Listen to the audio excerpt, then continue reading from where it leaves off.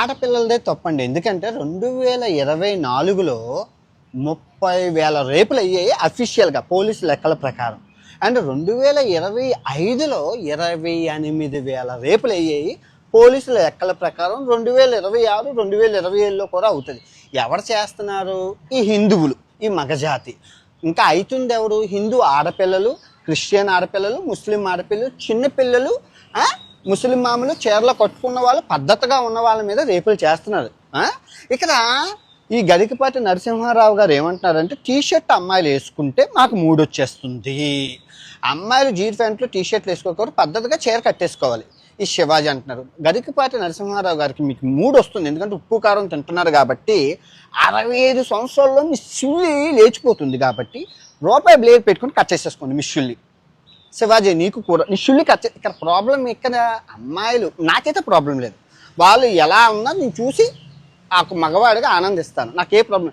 ఎవరికైతే ప్రాబ్లం ఉంది, ఇక్కడ ప్రాబ్లం దేంతో వస్తుంది? మీ శుల్లితోనే వస్తుంది. శుల్లి కట్ చేసేసుకుంటే ప్రాబ్లమే లేదు కదా. ఇప్పుడు వాళ్ళు వాళ్ళ కంఫర్ట్ కోసం వాళ్ళు ఉంటున్నారు. వాళ్ళు ఎలాగుంటే మనకి నువ్వెవరిని చెప్పడానికి చెప్పు. ఇప్పుడు వాళ్ళు చీర కొట్టుకోవాలనేటప్పుడు సమాజంలో ఏ లంజా కొడుకురా లుంగి పంచుతో నడుస్తున్నాడు? లేదు. నీ కంఫర్ట్ నీకు ఎలా ఉండాలో వాళ్ళ కంఫర్ట్ వాళ్ళకు ఉండాలి.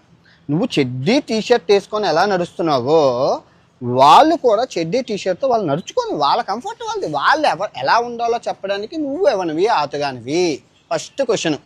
ఓకే. ఇరాన్లోని గురక వేసుకోలేదని చెప్పి 10,000 మంది తలకాయలు నరికేశారు ఇస్లాం మతస్థులు. ఇరాన్లోని మనకు ఆదర్శమైన దేశం. పక్కన ఇరాక్లోని 9 సంవత్సరాల అమ్మాయిని పెళ్లి చేసుకోవాలని నిన్ననే రూల్ పాస్ చేశారు. మనకు ఆదర్శమైన దేశం.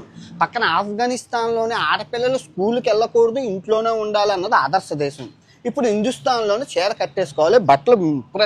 ఈ సంస్కృతి సాంప్రదాయం గొద్దలో పెట్టుకో, అమ్మాయి విషయంలో కాదు. స్త్రీకి నచ్చినట్లు స్త్రీ బతకాలి, అది రాజ్యాంగంలో రావాలా. ఆడవాళ్ళు మీ హక్కుల కోసం పోరాటం చేయండి. నేను లైవ్ పెడతాను, వచ్చి మాట్లాడండి. నమస్తే అండి, అందరూ బాగున్నారా? ఇప్పుడు మేము థాయిలాండ్లో ఉన్నామన్నమాట. ఈరోజు యూట్యూబ్లోని ఆడవాళ్ళకి మాత్రమే లైవ్ జరుగుతుంది. ఆడవాళ్ళకి మాత్రమే మీరు అందరూ వచ్చి మాట్లాడండి. ఈ లైవ్లో నేను ఒక్క బూతు మాట్లాడకూడదు అనమాట. నా నోట్లోంచి బూతులు ఎక్కువ వస్తాయి కదా. సో దానికోసం ఒక మంత్రం చెప్పింది మన జగదంబ చౌదరి గారు. ఆ మంత్రం చదువుకుందాం. ఓకే. శ్రీ ఆంజనేయం ప్రసన్నాంజనేయం ప్రభాదివ్యకాయం భజేవాయుపుత్రం భజేవాలగోత్రం భట్టుంచుడు ప్రభాతంబు సాయంత్రం నామ నీ నామ సంకీర్తనం చేసి నీ మీద దండకం బొక్కటం చేసి నీ మూర్తి గావించి నీ సుందరం పెంచి నీ దాసుండనే రామభక్తుని నిన్ను కలిసి కథశంబులం చేసి నీ మొర ఆలకించితే నన్ను రక్షించితే అంజనాదేవి గర్భాన్ని నేనంత వాడును దాతవే భోజితే చలివి సుగ్రీవి కున్మంత ఓంకార ఇంకార గాలి దయ్యంబులను రోమగండంబులను. ఈ దుష్ట ఎదవలు నెగిటివ్ కామెంట్స్ పచ్చి బూతులు కొడుతున్నారండి పాపం. కొంచెం ఆ నెగిటివ్ కామెంట్స్ ఆపపోయారు అనుకోండి, ఆంజనేయ స్వామి ఆ గదని ఎక్కడ పెట్టాలో అక్కడ పెడతారు. మీరు కంట్రోల్లో ఉండాలి. దుష్టులు చాలా దుష్టులు బ్యాడ్ పీపుల్ ఉన్నారు ఇన్స్టాగ్రామ్లో. ఈ చాలా వల్గర్ బ్యాడ్ పీపుల్. మీరందరూ నన్ను క్షమించాలి నేను చేసిన తప్పులకి. బీహార్లో మన అమ్మ గోమాత, కడుపుతో ఉన్న గోమాతని 8 మంది మన హిందువులు బలాత్కారం చేశారు, రేప్ చేశారండి. బలాత్కారం చేశారు కడుపుతో ఉన్న గోమాతని. మన అమ్మ మా అమ్మరా. ఇంకో విషయం ఏంటంటే, కడుపుతో ఉన్న మేకని ఢిల్లీలోని 6 మంది అబ్బాయిలు రేప్ చేశారు. అది కూడా మన హిందువులే. మన పోనీ ఆవేత మన అమ్మ. మేకని ఏం చేద్దాం? మేక నో అమ్మ. తర్వాత 2025లో 56 కుక్కలని రేప్ చేసాం మనం. కేసులు కూడా నమోదయ్యాయి. అంటే ఇంట్లో ఉన్న కుక్కల్ని రేప్ చేసేస్తామంట. 3 వస్తే ఏం చేస్తాం చెప్పు. ఇక్కడ శివాజీ మీరు జాగ్రత్తగా చెప్పాల్సింది ఏంటంటే, ఆడపిల్లలకే కాదు, నువ్వు 10th క్లాస్ ఫెయిల్ అని విన్నాను, మీ అమ్మాయి అమెరికాలో చదువుకుంటున్నారు కాబట్టి నువ్వు చెప్పాల్సిన విషయం ఏంటంటే, ఆడపిల్లలు మీరు చీర కట్టుకోవాలి, దానితోని మీ ఇంట్లో ఉన్న కుక్కలకి కూడా చీరలు కట్టాలి. ఎందుకంటే కుక్క పిల్లల్ని కూడా మన వాళ్ళు రేపులు చేసేస్తున్నారు. తర్వాత గరికపాటి నరసింహారావు గారు 65 సంవత్సరాల మీకు 3 వస్తుంది అన్నారు కాబట్టి అదే పనిగా కుక్కల్ని కూడా కొంచెం చూడమని చెప్పండి. కుక్కల్ని రేప్ చేయకూడదు. దానికి తోడు మేకల్ని, ఆవు అంటే మన అమ్మ అండి. సనాతన ధర్మంలో తల్లిని రేప్ చేయడం ఎంతవరకు న్యాయం? మీరు ఎలాంటి వాటిలు మాట్లాడరు, ఎవరు మాట్లాడరు. నేను మాట్లాడితే నన్ను విధవా అంటారు. ఇది ఎక్కడ న్యాయం చెప్పండి? నేనంట హిందువుని కాదట, క్రిస్టియన్ అని ఒకడు, ముస్లిం అని ఒకడు. అరే వినాయకుడిని, భగవద్గీతని నేను ఎన్ని సంవత్సరాలు 6 సంవత్సరాలుగా ప్రపంచ దేశాలన్నీ తిప్పుతున్నాను. మీరు చూశారు. కిల్లిమంజారో కొండెక్కి కూడా వినాయక పూజ చేసుకున్నాను. మీరెవరో చెప్పడానికి నేను హిందువుని కాదని. నేను జస్ట్ నెల రోజులు అయింది మహాభారతాన్ని ఉపవాసం ఒంటు పూటతో 60 రోజులు చెప్పాను. రేపు రామాయణం చెప్తాను. రామాయణం అయిపోయాక భాగవతం చెప్తాను. అది నా ఇష్టం. నేను హిందూ ధర్మంలో పుట్టాను. మీరెవరు చెప్పడానికి? భారతదేశంలో ఉన్న జ్యోతిర్లింగాలు, అష్టాదశ శక్తిపీఠాలు, చోటాచార్యం, బడాచార్యం ఇన్ని తిరిగి చూపించాను. ఏ యూట్యూబర్ చూపించారు? నేను హిందువుని కాబట్టి చూపించాను. తర్వాత 128 దేశాల్లో ఏ దేశంలో గుళ్ళున్నా అన్ని గుళ్ళు చూపించాను. ఎందుకు చూపించాను? నేను హిందువుని కాబట్టి, నేను హిందూ మతంలో పుట్టాను కాబట్టి చూపించాను. నువ్వెవడో చెప్పడానికి నేను హిందువుని కాదని. దానితో ఇప్పుడు యాంటీ నేషన్ గోళ.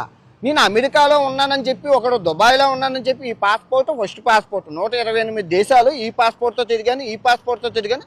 ఇప్పుడు మొన్న కొత్తగా వచ్చింది ఈ పాస్పోర్ట్. మీరెవరో చెప్పడానికి నేను హిందువుని కాదని, యాంటీ నేషన్ అని. నేను ఇండియా వదిలి 6 సంవత్సరాలు అవుతున్నా. నేను ట్యాక్స్ కడుతున్నాను. మేసం మెలేసి చెప్తున్నాను, ట్యాక్స్ ఎందుకు కట్టాల్సిన పనే లేదు. అయినా ట్యాక్స్ ఎందుకు కడుతున్నానంటే భారతదేశం బాగుండాలి, అభివృద్ధి సాధించాలని. ఆ ట్యాక్స్ డబ్బులతోనో, ఆ ఉచిత పథకాలతోనో మా ఫ్యామిలీ బాగుపడ్డది. ఇప్పుడు నాకు కట్టే ఛాన్స్ వచ్చింది కాబట్టి కట్టి నా రుణాన్ని తీర్చుకుంటాను. నువ్వెవరో చెప్పడానికి యాంటీ హిందూ అని చెప్పి మళ్ళీ చెప్తున్నాను. ఉల్లిపాయలకి టమాటాల కోసం ఎవడైతే ఈ వీడియోలు చేస్తున్నాడో, మార్క్ మై వర్డ్స్, కర్మ ఇస్ మై బెస్ట్ ఫ్రెండ్. వచ్చి సర్వనాశనం చేసిన రోజు నేను గుర్తొస్తాను. నాకేం పోలేదు.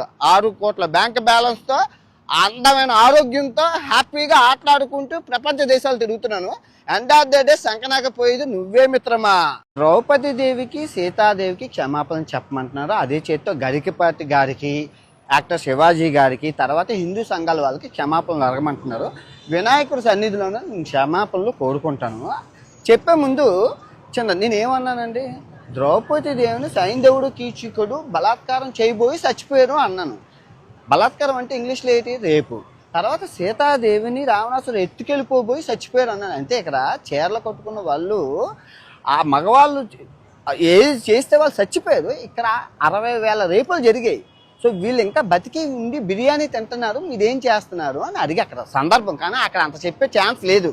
తప్పు జొర్లేంది కాబట్టి క్షమాపణలు కోరుకుంటాను. అదే తప్పు అని ఒప్పుకుంటున్నాను కదా. సో ఇప్పుడు నేను తప్పు చేస్తే రాత్రికి వినాయకుడి సన్నిధిలోనే రక్తం కక్కుకొని చచ్చిపోతాను. కనుక నా తప్పు మీరు స్వీకరించకపోతే ఈ సంవత్సరం నుంచి నెక్స్ట్ సంవత్సరం వరకు దరిద్రాలు మీకు అంటుకుంటాయి. ఛాలెంజా? వినాయకుడి మీద ప్రమాణకం చేసి చెప్తున్నాను. నేను తప్పు చేస్తే ఈ రోజు రాత్రికి రక్తం కక్కుకొని చచ్చిపోతాను. కానీ మీకు ఈ సంవత్సరం 26 అంతా నాలుగు మీద మచ్చలోనే దరిద్రాలు పట్టుకొని సర్వనాశనం అయిపోతారు. నేను చెప్తున్న తప్పుని స్వీకరించకపోతే. 2, గరికపాటి గారికి టీషర్టును జీన్ ప్యాంట్ ఆడవాళ్ళు వేసుకుంటే నచ్చదని అంటున్నారు. నేను అబ్బాయిలు వేసుకుంటున్నారు కదండి అంటే అవన్నీ నాకు తెలియదు. ఆడవాళ్ళు పద్ధతిగా ఉండాలి, చీరలు కట్టుకోవాలన్నారు. ఓకే, అది ఆయన పెద్ద ఆయన కాబట్టి నేను ఆయన్ని తిట్టలేదు. కాకపోతే కొన్ని పదాలు వారాను, దాన్ని వెనక్కి తీసుకుంటూ క్షమాపణలు కోరుకుంటున్నాను. ఇంకా శివాజీ గారిని, ఆయన సామాన్లు అన్నందుకు నేను తిట్టాను, ఆయన వెనక్కి తీసుకున్నారు, నేను వెనక్కి తీసుకున్నాను. Problem solve. ఓకే, మీరు ఎక్కడితో వదిలేస్తే బాగుంటుంది, లేదు అంటే మీ ఇష్టం. నేను ఇప్పుడు మంచి శాండ్విచ్ మసాజ్ థాయిలాండ్లో చేసుకొని రాత్రికి మంచి సినిమాకి వెళ్ళి ఆ వీడియో రేపు పొద్దున్న పెడతాను. ఓకే, నేనైతే చిల్ అవుతాను, రిలాక్స్ అవుతాను. మీరేం అవుతారు అనేది మీ మనసుకే ఆలోచించేస్తున్నాను. Love you all. అందరూ బాగుండాలి, అందులో నేను ఉండాలి. శుభ్రమైన టీషర్ట్ వేసేటువంటి అన్ని కనపడేలాగా దాని మీద నినాదం. ఇంకా అవతల వాడు ఎలా అవుతాడు? 18 ఏళ్ల వాడు, 55 ఏళ్ల వాడు, మేమే ఆగలేము. పంతులు గారు, మేము ఒట్టకాయలు కట్ చేసేస్తే అవుతారు మీరు. చీరలోను మీ అందం నిండుగా కప్పుకునే బట్టల్లోనే ఉంటుంది తప్పితే సామాను కనపడే దాంట్లో ఏం ఉండదు. నువ్వు రాతగాని చెప్పడానికి. అమ్మాయిని ఒక్కసారి ఆలోచించండి. మాకు కొంచెం ప్రమాదకరమైన వేషం ఏమొచ్చిందంటే జీన్స్ టీషర్ట్ వచ్చింది. అవయవాలు పొందిగ్గా బిగువుగా కనపడుతుంటే కుర్రాడు ఎవడన్నా ఊరుకోగలండి? అసలు మనం ఎందుకు ప్రదర్శించాలి? నా హక్కు అంటే ఏం చెబుతారో అది వాడి హక్కు. ఇది రేపు చేయడం అబ్బాయిల హక్కు. సున్ని కోసేస్తామని సిద్ధాంతం పెడితే సౌదీ అరేబియాలో గానా వాళ్ళ హక్కులు పోతాయి. ఇప్పుడు అమ్మాయిలో మీకు చెప్తున్నాను, మీరు గొడ్డ ముక్కలు ఇప్పుకొని తిరగని మీ స్వేచ్ఛ ఇంపార్టెంట్, మీ సేఫ్టీ ఇంపార్టెంట్.